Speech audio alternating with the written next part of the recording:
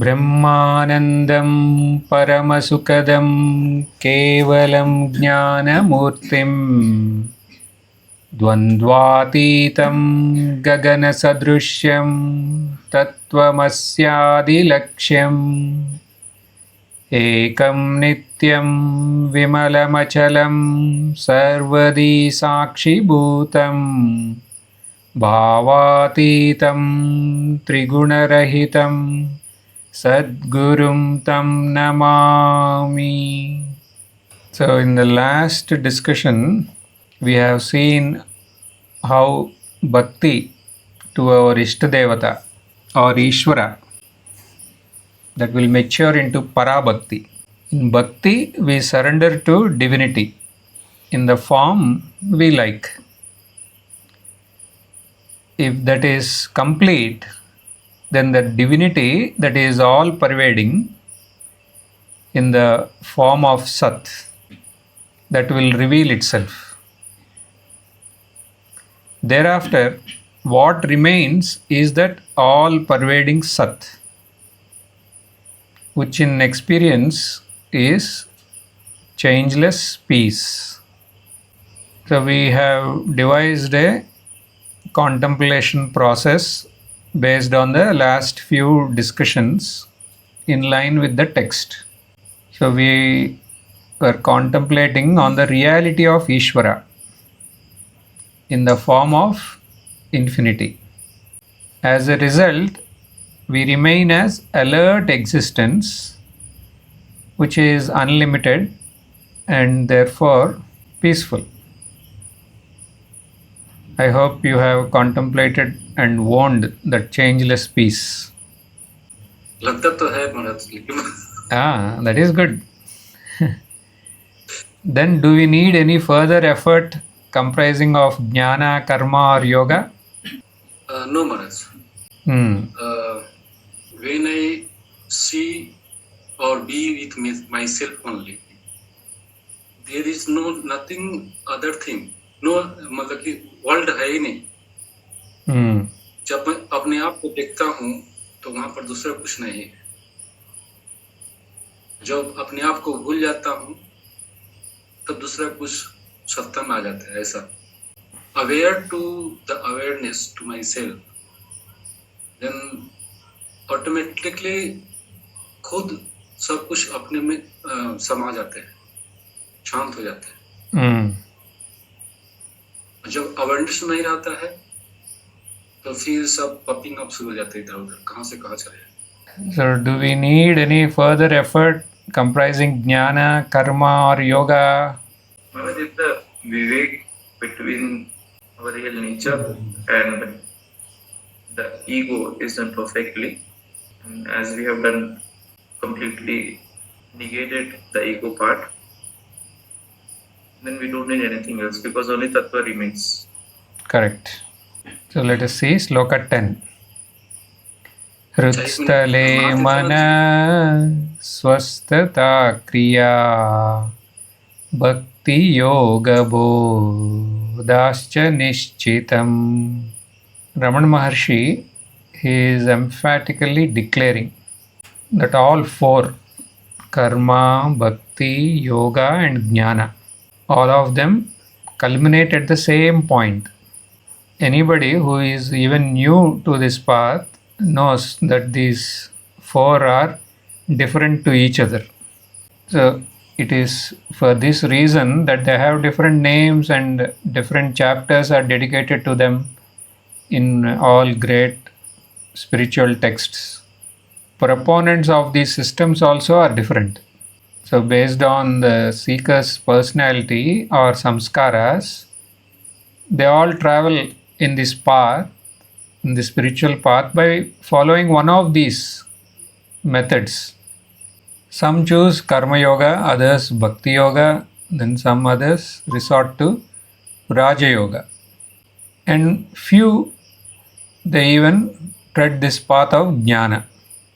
But here Ramana Maharshi is equating all of them to be one. How is that possible? He is not implying that they are all same all the way from beginning to the end. He says there is a point where they really qualify for being a path to unchanging peace. It is only at that point that they are considered to be same. What is that point? In his words, Hrutstale mana swastata. So this literally it means fixing the mind firmly in the heart. So when Ramana Maharshi says mana swastata, he is talking about the mind resting quietly in its source. So normally our mind is aswastha. They will ask, no, in north where you all are staying, kaisa hai Maharaj? Swasth hai. So why they ask? Because normally our mind is aswastha.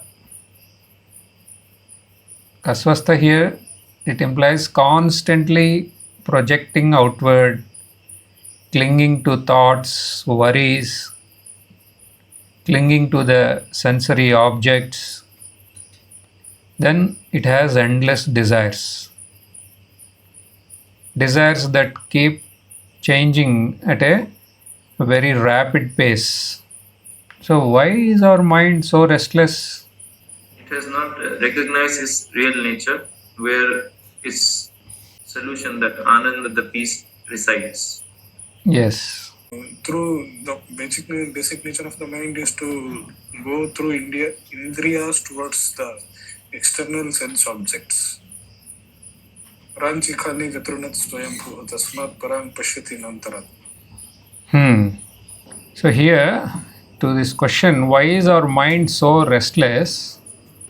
What you all said is fine, but there is one more thing. Because it is rooted or based on a fleeting personality. So this is the thing, very important here. The mind is rooted on a fleeting personality. What is that fleeting personality? Ego. Correct. Individuality or sense of I, ahankara. Why is this sense of I called a fleeting personality? Because it is as such a illusionary imagination trying to survive through the thoughts in the mind which are anchored onto it. So it has no independent life of its own. So you have studied in your school comics called Phantom. So the Phantom means it is not there.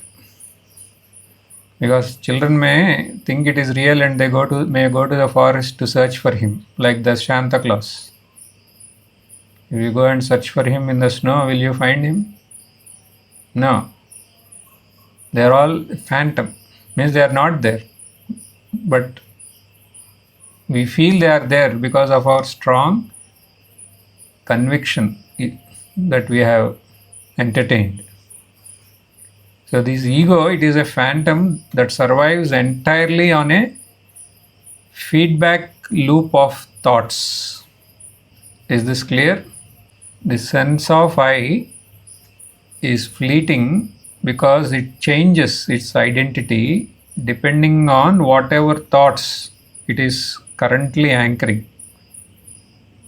It cannot remain same as it is or identical to itself even for 5 minutes. One moment it attaches to a thought of anger. It says, I am furious. Next moment it will attach to the memory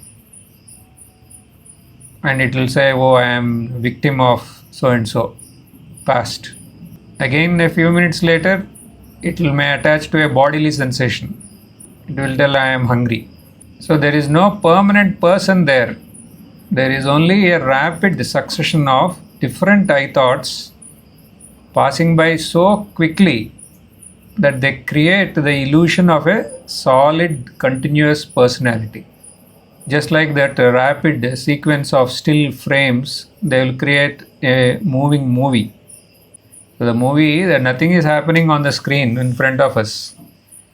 But because of the sequence of still frames, we feel the characters to be real and we laugh with them, we cry with them. So same thing is happening here. So if you try to eliminate this ego and declare Operation Ego Nash, but with whom are we fighting finally? With a thing that really doesn't have an independent existence. So the ego is an imagination. That's why it will be terrified by silence, because it knows at a subconscious level that if the mind stops thinking, it will cease to exist. To survive, the ego must keep the mind in a state of constant friction, planning, worrying, or remembering. A quiet mind is like the death sentence for the ego. This is why when you sit to meditate or be quiet, the mind will suddenly, it will start screaming with random thoughts. This is everybody's experience. We were told earlier, in the very early days, you do japa, you do sahasranam, you do bhajan, you do karma.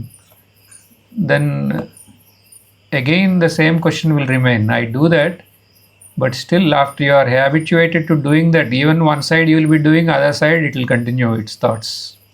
How do we end this? You have to understand the mechanism here. What is happening behind is, this is the illusionary I. It is frantically trying to stir up the waters in the mind. Waters are like the thoughts in the mind. So if they are stirred, then it will see its reflection in a dynamic motion. Whose? These egos. A real object doesn't need anything else to exist. That we all know. If you see a rock is a rock, that's all. It doesn't need anything further for it to exist. But the ego is entirely dependent. It exists only in relation to another, to something other than that should be there for it. Like it needs my ashram or my house. Then it will say, I am the owner, it will say. It needs something. My opinion should be right. So in all these it is exerting itself. My past, and I have a story. So in all these places, this I is trying to exert. So our mind is of aswastha, that is restless, because it is anchoring onto this fleeting I or ego.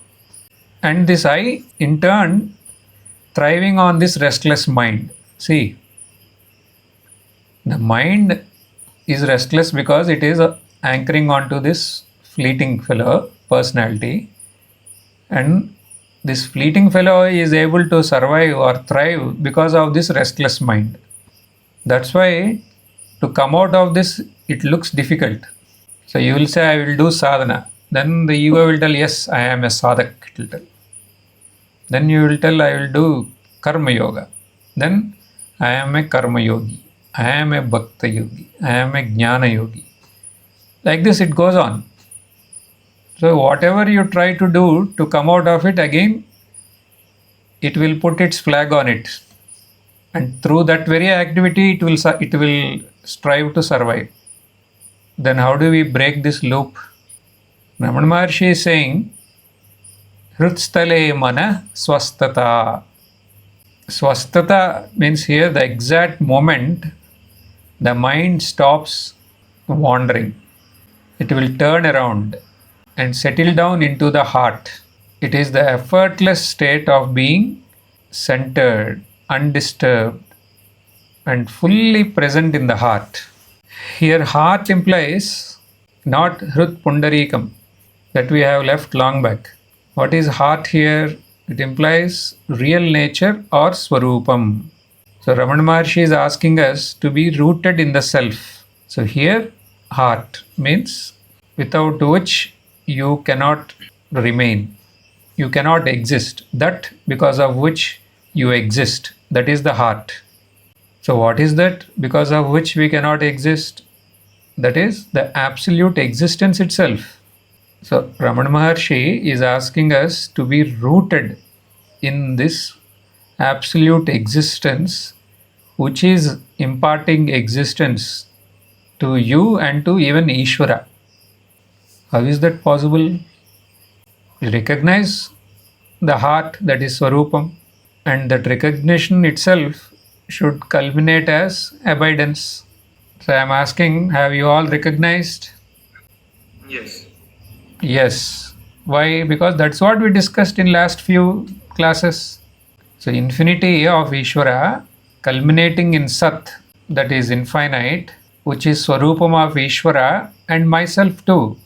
So here you may say, that is okay, Maharaj, but how to abide as that, as my mind anchors to every damn thing during activity? Then how do I achieve Hrutstale Mana Swastata? Yes, this question is there. Yes, Maharaj. Then we need to understand in detail how this ego operates using the mind. So we have access to the reality, but still we were not fully successful to break the loop. Means we are breaking that loop when we are sitting for ourselves, but somehow we again get back to the loop when we are engaged in the seva or the activities. So we need to understand in detail how the ego operates using the mind. So the ego operates using the mind in a circle with 4 stages. You imagine a circle. In the circle there are 4 parts, 4 phases or 4 stages. So the circle begins with a subtle, uncomfortable feeling of emptiness. This is stage 1, because the ego is inherently an illusionary imagination. Its default state is insecurity. It feels small, isolated, and fragile. It projects this internal security outwards as a sense of lack. It convinces the mind, you are empty right now because something is missing from your life. In this way, it will establish this lack. So once it establishes this lack, then what it is doing? It is creating a job for itself. It justifies its existence as a protector of you or a provider that needs to fix this emptiness. You understood the stage 1? Clear? Okay. So emptiness it has established now. That is the stage 1. Then once the emptiness is established, then the mind it cannot tolerate, because it is discomfort. It is a very raw discomfort of the stage 1, means this emptiness for long time. So what will happen here? The ego quickly it will provide a solution. It is creating a problem and it will come immediately. Don't worry, it will tell the mind, don't worry, I am there, I will give you a solution. I will give you a solution in the form of one specific desire. This is stage 2. So stage 1, sense of lack. Stage 2, desire is formed. Who is behind these 2 stages? Ego. And the mind, it will fall. It is gullible to this trick of the ego. Here it attaches the vague feeling of lack to a concrete object or an experience. The ego, it will tell the mind, if you just get that specific thing, your emptiness will disappear and you will finally be complete, it will tell. Who is saying? It is here the Guruji for the mind is the ego. So it will tell you, fellow, you have the sense of lack, Yes. So for that, the solution I will give, it will tell. So you have to get that specific thing. Because of that only this feeling you are having. You try to get that, it will tell to the mind. It will command the mind. So here the ego shifts from a passive state of feeling empty to an active state of wanting. It creates a target. So here the phantom now has a concrete identity as the desirer. See, the desirer is born here. Then we go for stage 3, chasing after that desire. This is where the ego, it will get a massive rush of energy filled with adrenaline. This stage can last for, it all depends upon the object you are chasing. So if you want to eat a rasagulla and if it is readily available, then it may last only few hours. Otherwise, the one who is in the south, it may take some days or months. If it is remains unfulfilled, that stage can last for days, months, or for some people, depending upon the desire, it can go on for years. It involves all the planning, worrying, working, struggling, and competing to get what we want. See, it consumes the mind entirely. It will create a narrative of hope. It will encourage you by saying how great your life will be if you get it accomplished. And on one side, it will give you fear. What if someone else gets it first? So it will give all these narratives and makes you run after that desire. The sheer effort of that chase makes this this ego, feel incredibly heavy, solid, important. It tells itself, look how hard I am struggling. It will tell you, you may get doubt. If you may come to this class and you may say that this ego is not real, but then you are struggling there to accomplish a desire. Then you will tell, the ego will tell, see how hard I am struggling, so I must definitely exist somewhere. See, it is not there, but it is giving a feeling like this. This is all stage 3. In stage 3, you are fully involved to accomplish that desire. Then comes stage 4. Okay, you have really put forth lot of effort and you reached your target. The desire is fulfilled. So the 4th stage is this sense of fulfillment. I am happy. So a wave of peace or joy means you are filled with that peace. But unfortunately, this stage 4 cannot last. Then what will happen? It will again take us to stage 1. See, that's why we said it is in a loop, in a circle. You got that happiness, but it won't remain. So what? Again, back to stage 1. But why? Why that stage is not lasting? Why am I forced to again get into this sense of lack? Because the object or situation we acquired will eventually change. That is the nature. It will fade away. Or it will become very boring because of your adaptation. The joy wears off because the biology is like that. It will make that happiness the new normal. Then you have to again strive. That is one reason. Second, the ego convinced you that the object caused the happiness. The moment the object loses its novelty, then the mind will panic. It feels the peace is slowly slipping away. You got this point? It will tell the mind, you get this object. Oh, the ego. Then you got that object. And it will tell you the happiness you got is only from that object. But that object cannot remain new to you always. No? Along with that, because you have attributed the peace and happiness onto that object, that will slowly fade away. So the ego interprets this loss of novelty as a brand new emptiness, it will tell.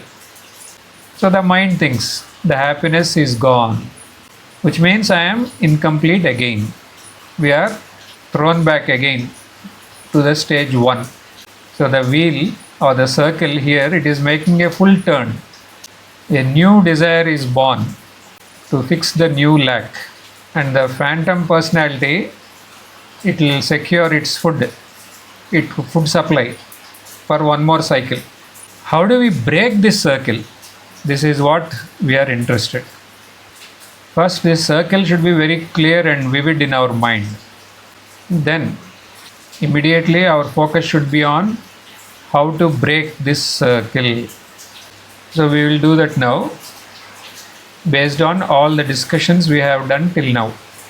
In the journey of these last 14 discussions, where did we arrive at now? We arrived at absolute existence, which is synonym for peace and which is Swarupam of Ishvara and ourselves.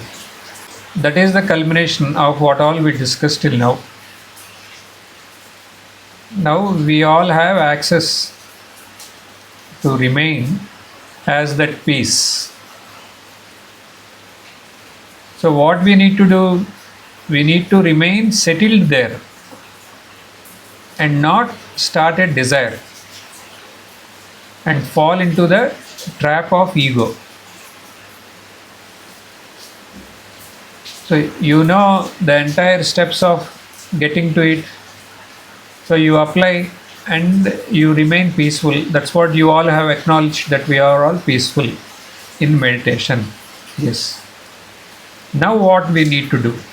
So you should know now. Where were you now? That stage 4 you are there. That is peace. Then what we need to do? You need to settle there and not start a desire and fall again into this trap that is created by this ego. Because if you fall into the trap created by the ego, then you will definitely say that the peace has evaporated.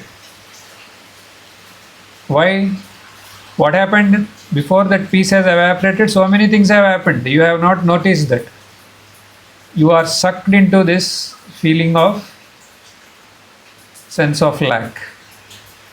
Then automatically one desire that is there already within our subconscious, that will surface up and it will take our attention.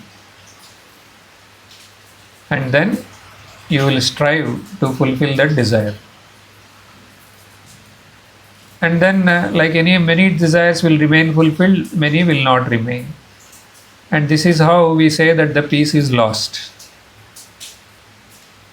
Then you may ask here, then should I not have any desires? You can have, but not with an intention that they will give you happiness.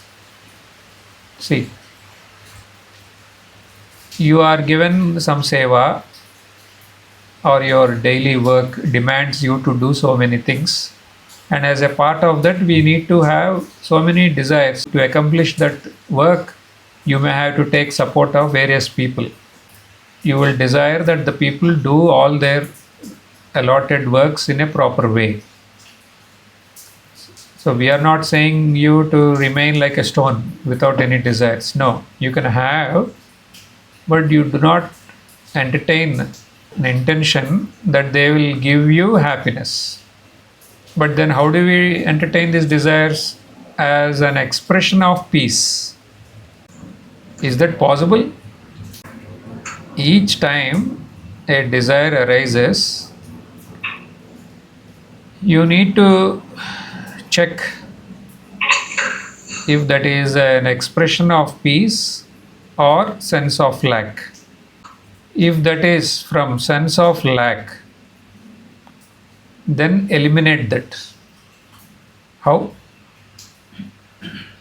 through the peace of Swarupam.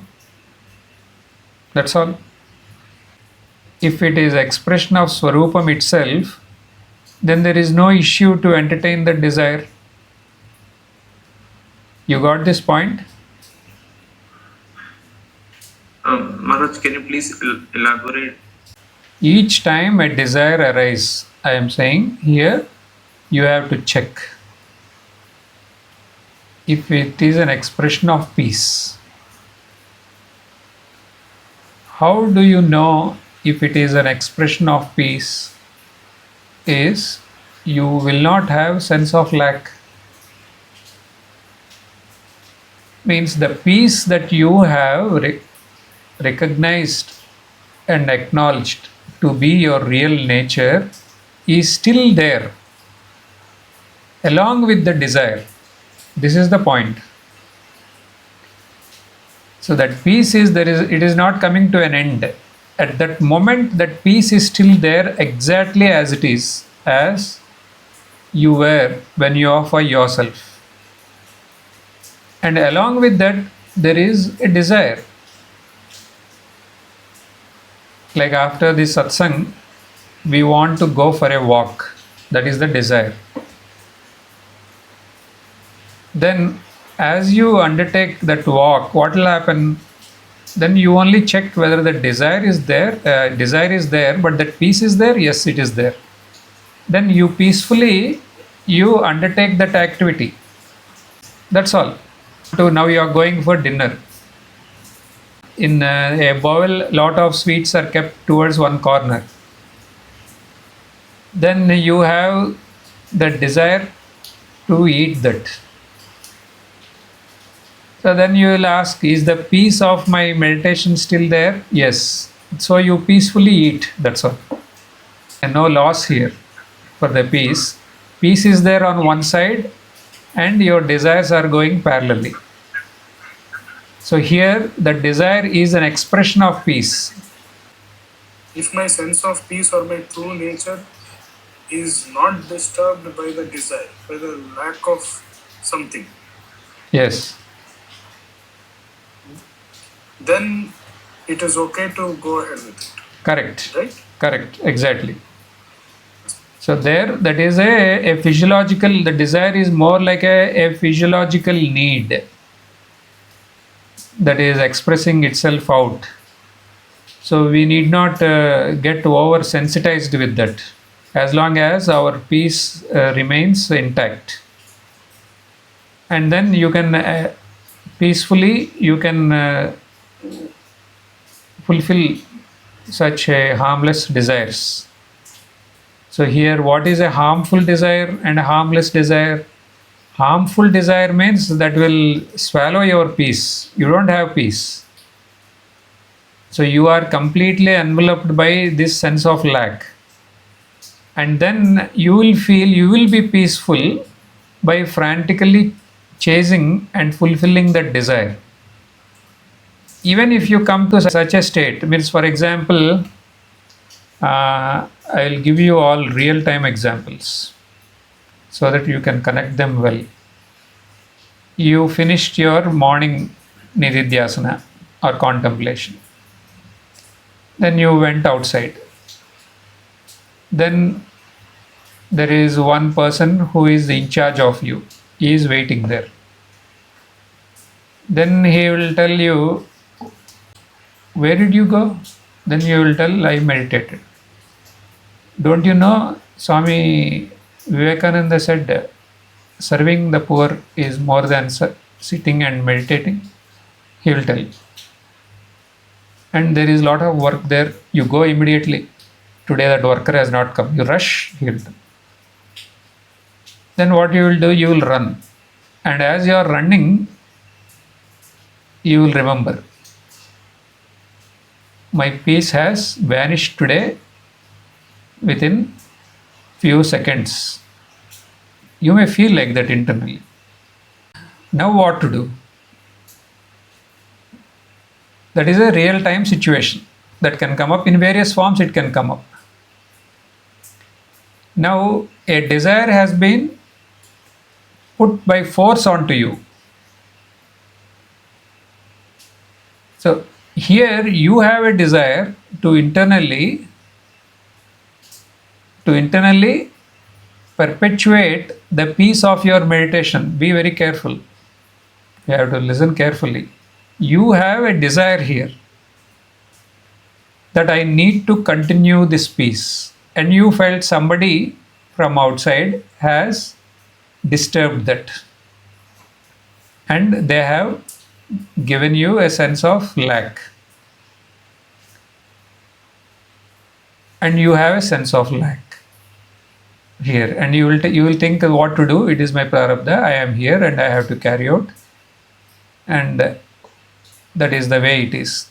So at this moment, what we need to do is, okay, now is the peace really disturbed which I have recognized in my meditation? It cannot. It cannot. Why? Because it is my real nature. And that is absolute existence. And as you even recollect this, then you will remain peaceful. And then whatever actions it is expected of you, you will again try to entertain that desire that has been forced upon you peacefully. Clear?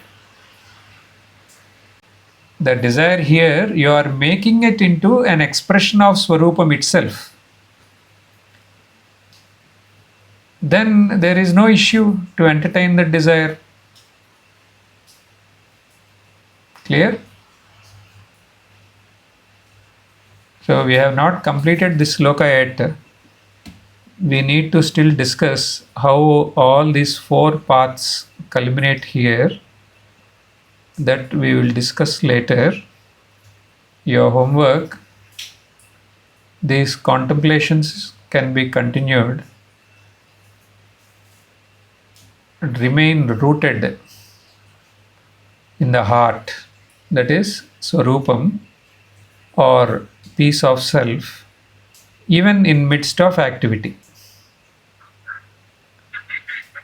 Based on today's discussion, ensure that Maharaj, the last bit was all voice was breaking. You remain rooted in the heart. Heart means here your essential nature, your real nature, or Swarupam, which is synonymous to the peace of self. So as and when I say Swarupam, you should immediately connect to that infinite existence. So you remain as that infinite existence, which is synonymous to the peace, even in midst of activity. So based on today's discussion, you need to ensure that you do not get into the circle operated by ego, and see that the peace of contemplation pervades even in midst of activity. Is this clear? Om Purnamada Purnamidam Purnat Purnamudachyate Purnasya Purnamadaya Purnamevavasishyate. Om Shanti Shanti Shanti.